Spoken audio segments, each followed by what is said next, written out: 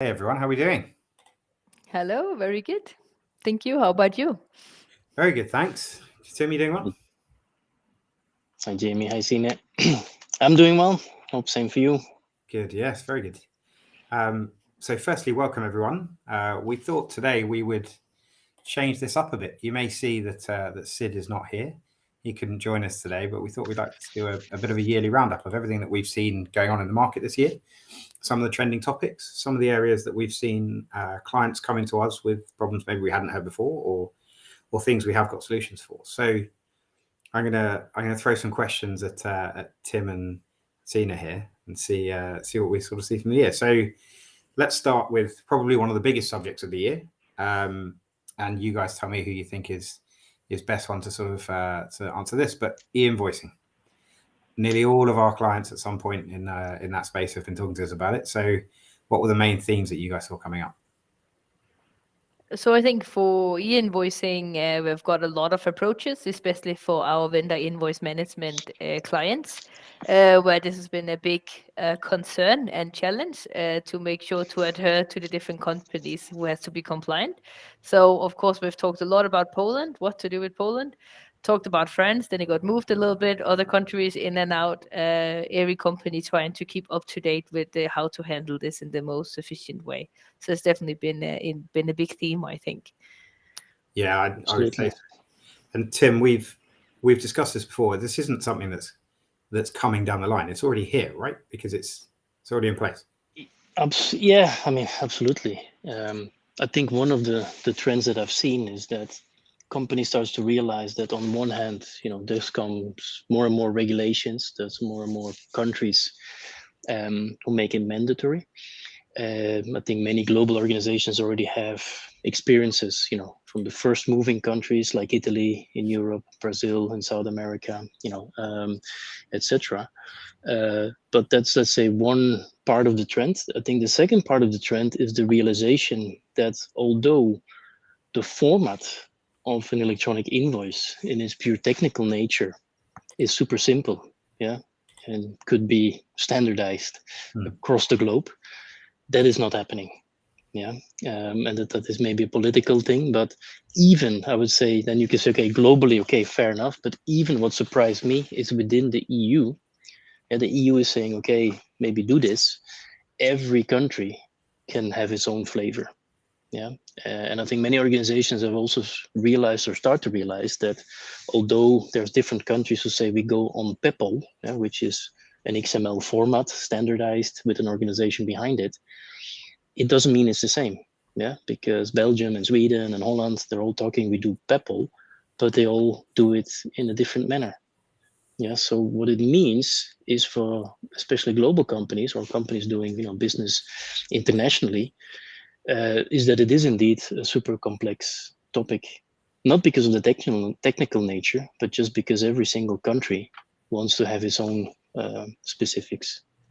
And that then trickles down to is there then any one global provider, yeah, solving everything for everybody?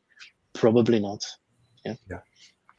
And I think one of the things we seem to hear a lot as well is we wrote about this quite a lot actually is the opportunity that it brings as well, right? It's a challenge, but it does bring some opportunity in itself as well. Are there any of those that you sort of have seen over the year that people have suddenly realised, oh, actually, hang on, this is now possible? Yeah, I mean, yeah, absolutely. I mean, there I can talk a lot about, but it is, yes, it's become mandatory, but it also has a benefit, yeah, because whether left or right, it's a no-brainer that if you deal with an electronic format, it is easier, right, to make an efficient and an automated process than if you have to start with a paper document, yeah, where you have to do some magic to get something to interpret something that is subject to error, yeah, machine error, human error. So from that perspective, yes. At the same time, as we've been talking a few times in the past as well, it's not because all of a sudden there's an electronic format of an invoice document that it means it's going to be automated, an automatic process. But that's the benefit. The other benefit is, I would say, end-to-end, yeah, because electronic invoicing goes both ways, yeah, both when you sell services or goods and you send your invoice to the customer, as well as when you receive the invoice from the supplier. The reason that countries are making it mandatory is also because they want to make the tax declaration and the capturing of the tax amount a bit more, let's say, safe and waterproof. And therefore, companies, it must also have a benefit that that process can be more transparent, more efficient, and at the end of the day, gives additional value to them. Yeah. And I am personally also, having looked a little now for quite a few years in the invoice management side of the business, tax is complex topic as well, yeah, because there's different tax policies and it can vary from country to country and from industry to industry. So I'm also sure within the other trend, which is about artificial intelligence, that there will come use cases, AI use cases, that will look and predict the right tax codes when you are processing these invoice documents. Yeah. And there it will be an advantage, because if you can capture those massively, right, and have a good data set, then you should be able to do something smart with it as well. I think there's a lot of videos you can either go back through. If you feel free to go back through our catalogue, stuff we published on YouTube and LinkedIn about a lot of that. But we could keep going on about that for ages. But I want to bring in some other topics because we're keeping it relatively brief. So, Signe, what else have you heard from our clients, maybe in the document management space? Yes, I think from document management space, we can feel that there are new regulation coming, which especially in the Nordic space is kind of hitting soon. And I think there's two main subjects for this year. One is the NIS2, which does mean that a company all the way up to board level has responsibility to ensure proper document management in terms of how to really store and work with document and also kind of twist it with the GDPR as well in terms of how to work with TPR numbers, etc. as well. And that does leave a lot of companies to, well, say the multinational companies with big size enterprises. They do now see an even bigger need to really work with one repository for all documents and make sure permission controls are in place and that you don't have things just around in SharePoint and Team, not necessarily structured in the right way. So that's one thing we see there. And the other one, I think it's on the accessibility point of view, where companies are obliged to be able to provide documentations and material for people who are not maybe able to read the documentation on a screen. Yeah, we've released a lot of content recently about this because it's one of the number one conversations we have, and I think the reason it's so interesting is it stretches across nearly every industry, right? Very much. Yeah, like anyone who's working with documents in some way or another, or documentation in general, or could be any file, like whether it's video or whatever type of content, this becomes super relevant.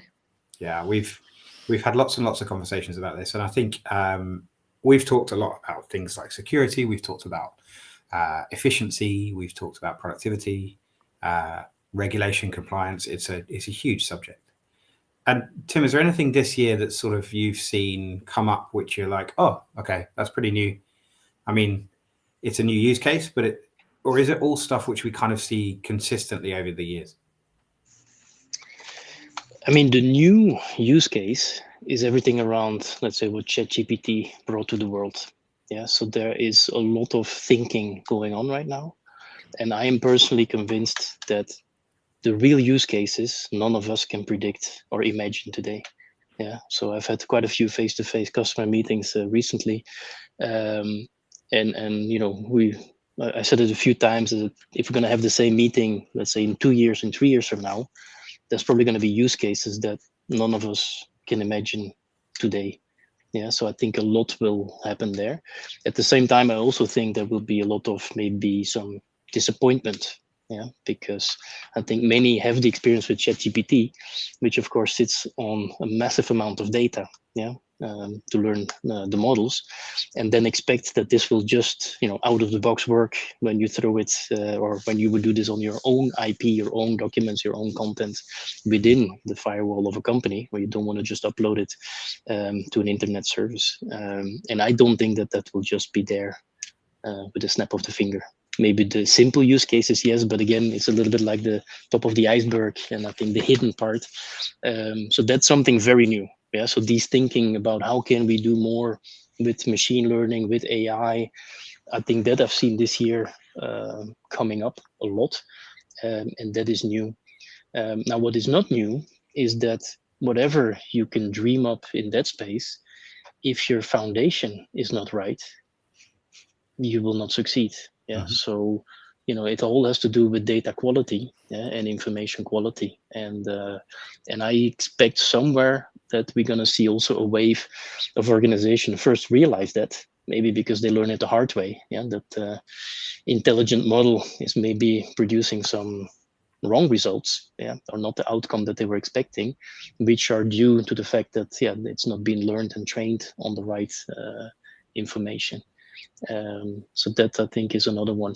In terms of regulations, my observation is that the EU is still trying to regulate the world more and more.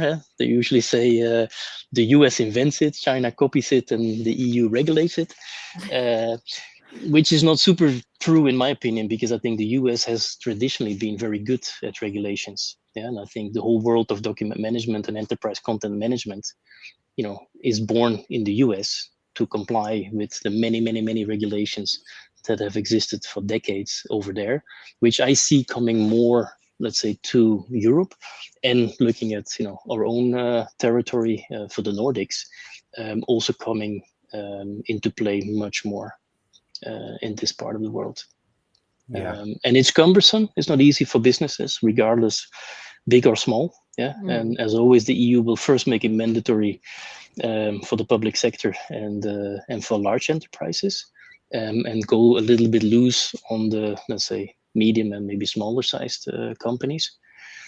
But still, it will be cumbersome for everybody, because I'm also expecting that the large enterprises will put the same demands on their suppliers or contractors.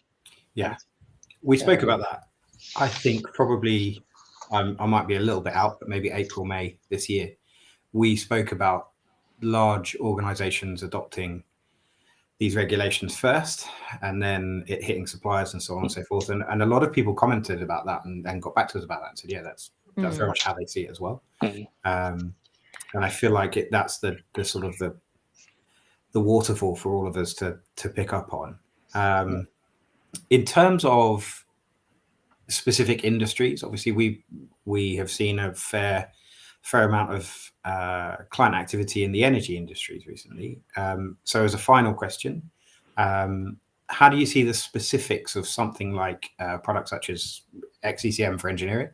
How do you see that benefiting organizations that have these huge amounts of really intricate detail and remote working and offshore supply, all that kind of thing? Where do you see the benefits? I'm going to aim that first at you, Signe.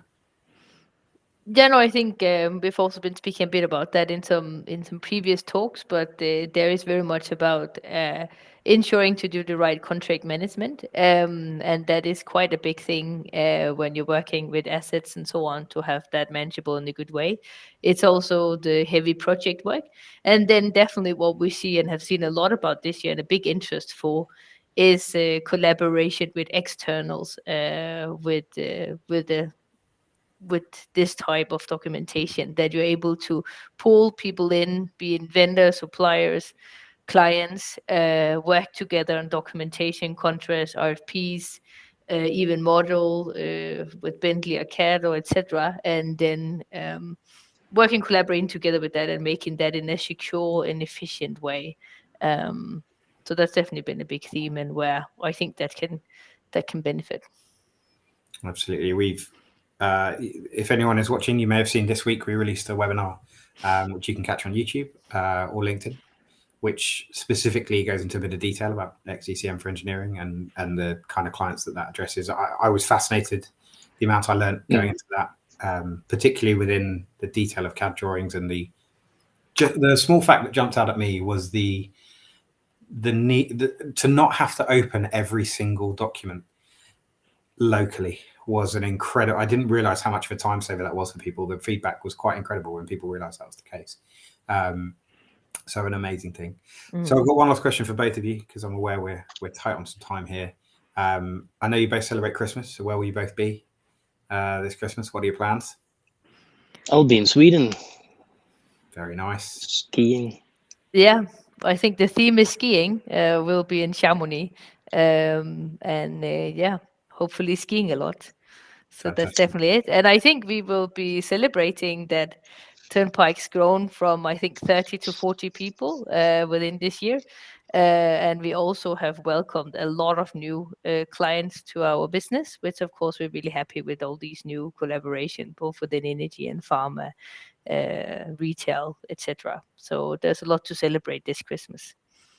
Absolutely, yeah. There's been a lot, and I think back to all the lives that we've done, chatting through the wins of awards and people we've hired, and it feels like every single time we do one, we've got something else to talk about. So it's been a quite incredible year. Tim, anything else from you just to round up before we head off? Yeah, two things. I want to ask also where you're going to spend Christmas, Jamie. I will be in I was London. going to say the same. Yeah, In I will London. be here in London. Isn't that the capital of Christmas? The capital of slightly damp Christmas, yeah. You can see we've gone all out on the decorations here. No holds barred. So yeah, we'll be here in the UK and London. I highly doubt it's going to snow, but that's not going to bother me anyway. I'm not leaving the house. We'll be having a great time. Good. So yeah, be fun. Right. Good. And my second point was maybe a tip for everybody out there, because now we talked about ChatGPT. If you think about, what are the business benefits for document management for engineering, or document management for pharmaceutical, or document management for financial services, or enterprise content management, try it in ChatGPT, because I've done it now a few times. And it's really good to list you, I think, at least 10 business benefits on how companies and what companies, let's say, gain from implementing a solution like that. So maybe that's a tip if anybody gets a bit bored over the Christmas days. You just quickly prompt it and then try to fine tune it, and then come to the point as, okay, now I have a real question on how do I achieve this, and then they can contact any of us. When you say how can I achieve this, it just comes up with the Turnpikes logo. Is that right? Is that not yet? Okay, but that's because it only has data until 2021, right? So. Absolutely, that's exactly it. Version 5 will have this. Yeah. Yes, I'm sure. Yeah. And for anyone else who wants to give Google Bard a try as well, see what happens. See if there's variation in the two. It's quite interesting to do. Awesome. Well, thank you both so much. I really appreciate your time. And I'm sure you both join me in wishing everyone watching a nice holiday season. Enjoy some time if you can get it, and we'll catch you in the new year. Very much looking forward. Happy New Year to everyone, and look forward to see you in 2024. Take care, everyone. Cheers. Thank you for now. Thank you.